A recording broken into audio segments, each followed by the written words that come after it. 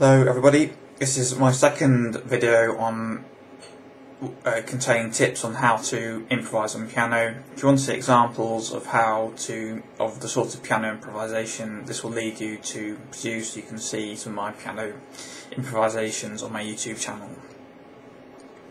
My second tip is to focus on knowing your scales. This goes together as well as harmony. You need to know the various scales and modes to be able to improvise and work in a good harmonic unified manner.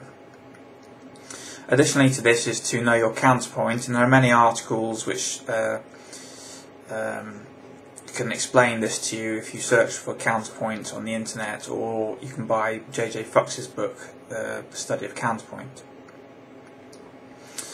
Basically, knowing your scales includes knowing modes such as the Dorian and Lydian modes, and must essentially start with the diatonic modes, which take part in the harmony.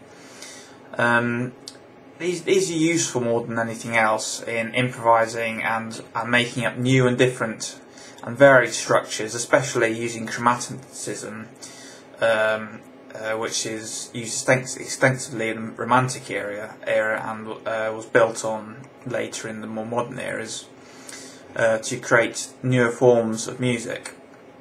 My preferred style is more around the Romantic era, like Chopin and Liszt, and as a result I do use extensive chromaticisms, but generally chromaticisms which tend to modulate between keys rather than losing tonality as a whole. Scales are really good because they can add variety essentially through chromaticism, which is using notes apart from the diatonic scale. So for example, if you're in A major, you might modulate to, if you have an A major chord, A major 1 chord, you might modulate the C sharp to a D and then to an E flat and then to an E.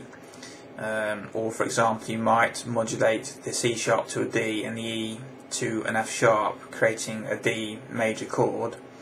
And that's the kind of chromaticism you want to use. You can also use, if you're up for something more innovative, you can create your own scales which may incorporate not only 7 notes but maybe 6 notes or 8 notes, which Romantic era composers such as Liszt and Chopin used quite extensively, and especially in works such as the Hungarian Rhapsodies which Liszt wrote.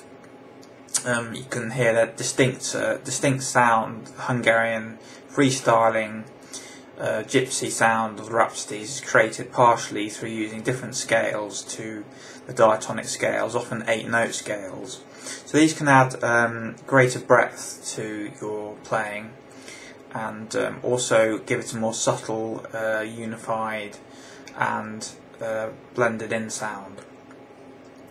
Counterpoint is quite essential for making sure that your music sounds all together and that nothing stands out too prominently and everything is well tempered.